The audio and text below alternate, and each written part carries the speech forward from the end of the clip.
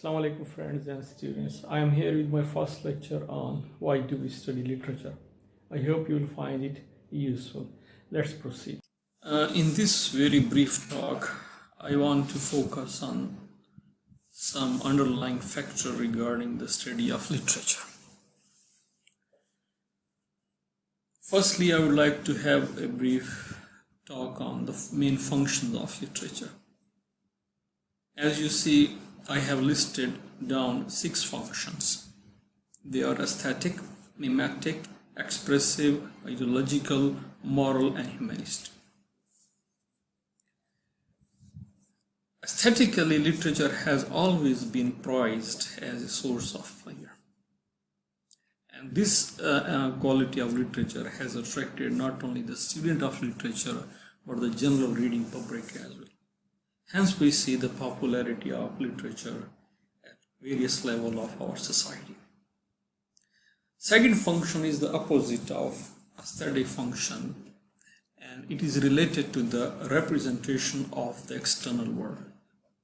So every work of art is directly related to the society in which we live.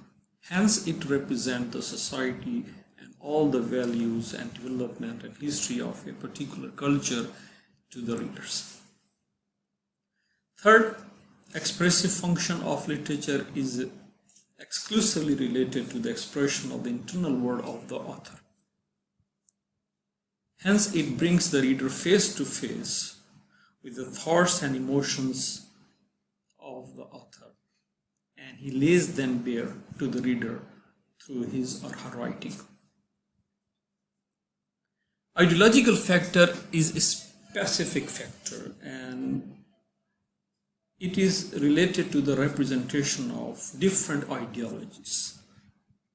The most important ideologies which literary work represent are those of class, power, and religion.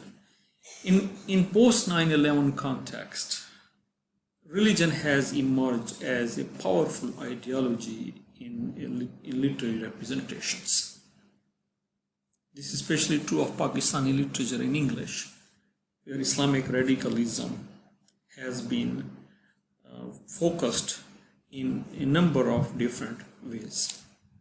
We will talk about this in our upcoming lectures. Moral function should not be taken as peculiarly religious or moral in the narrow sense of the word. By moral, I mean the power of literature to impart knowledge to the readers.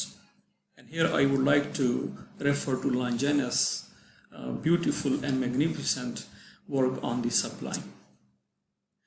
Here Longinus says about the quality of a sublime literature to appeal to our reason and develop grandeur of thought in the readers. So a great literary work has the ability to produce grandeur of thought by focusing on great minds, great literary works. The reader is bound to obtain and develop innate power of understanding and wisdom. Lastly, literature is about humanism and humanistic values.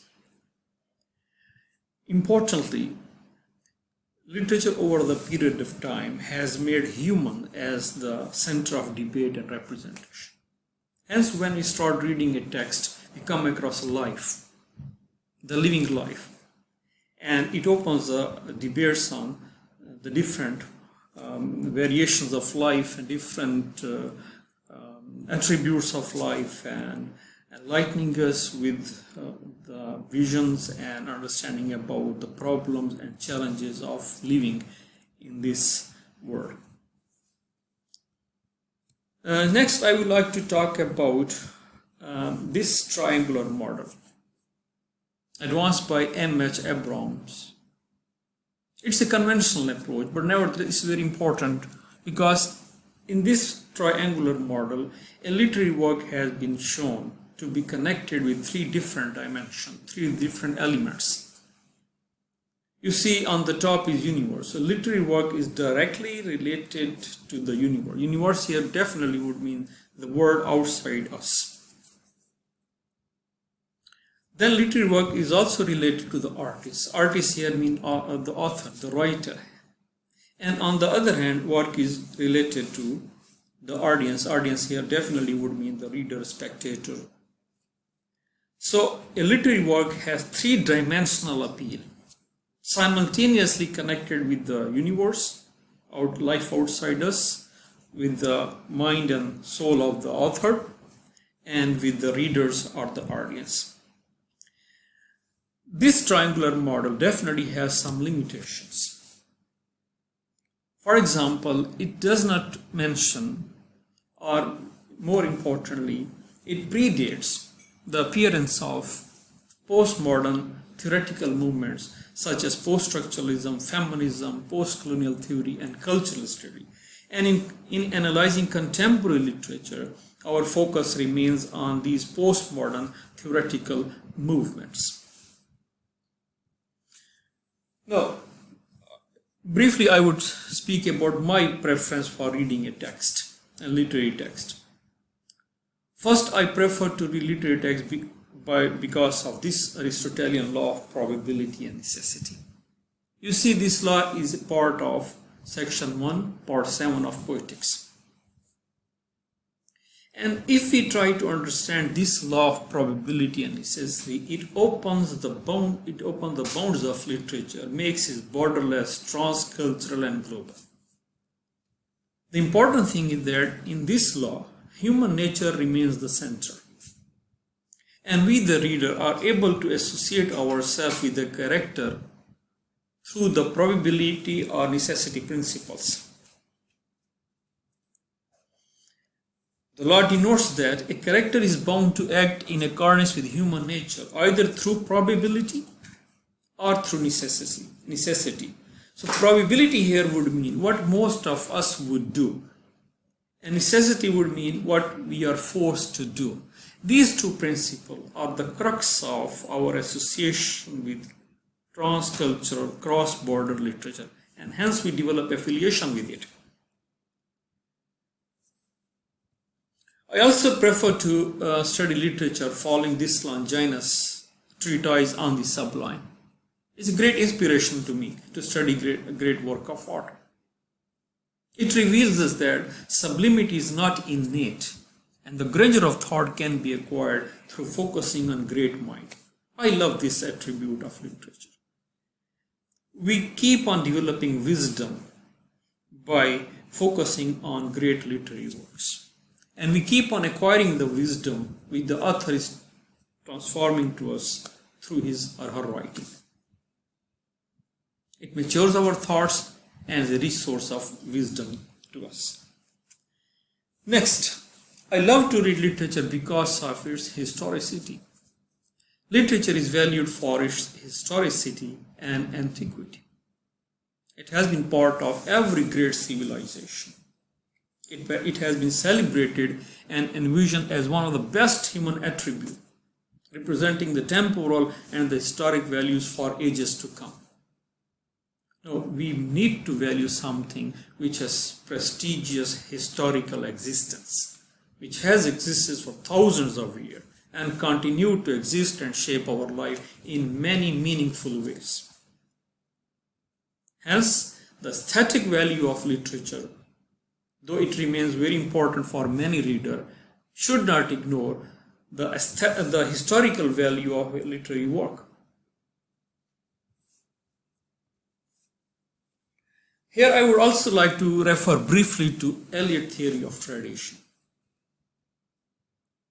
Focusing on the same element of historicity, this theory of tradition gives a new dynamic vision of an author's connection with the tradition. And Eliot explains it through his theory of tradition and individual talent.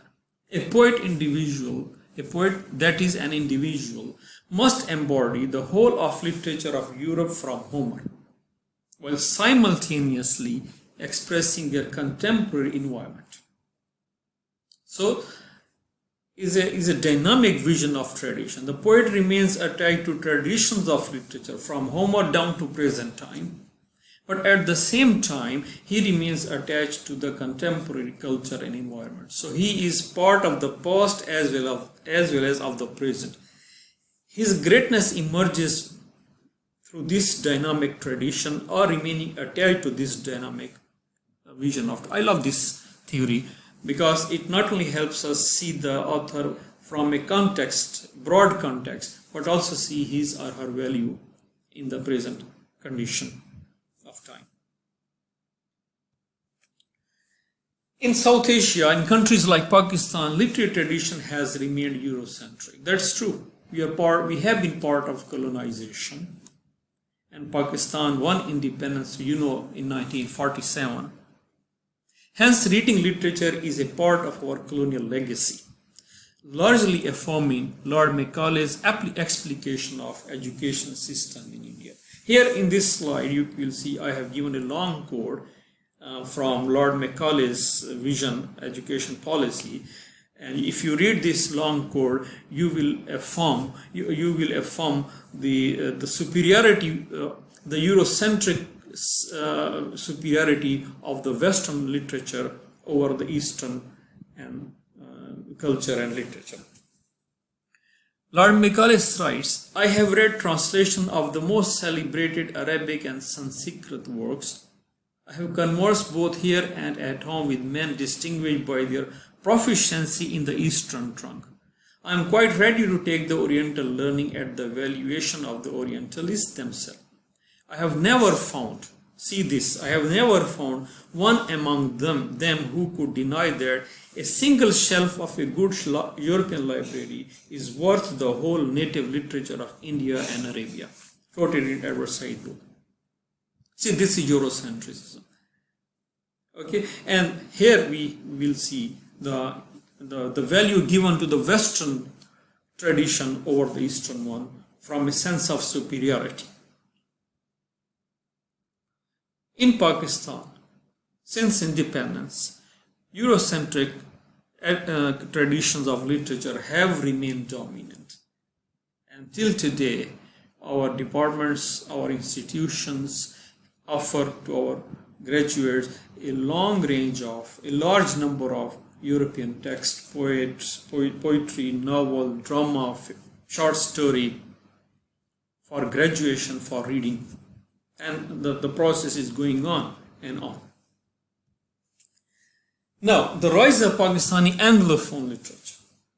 This European Eurocentric tendency has been checked, we can say checked, by the rise of contemporary Pakistani Anglophone fiction.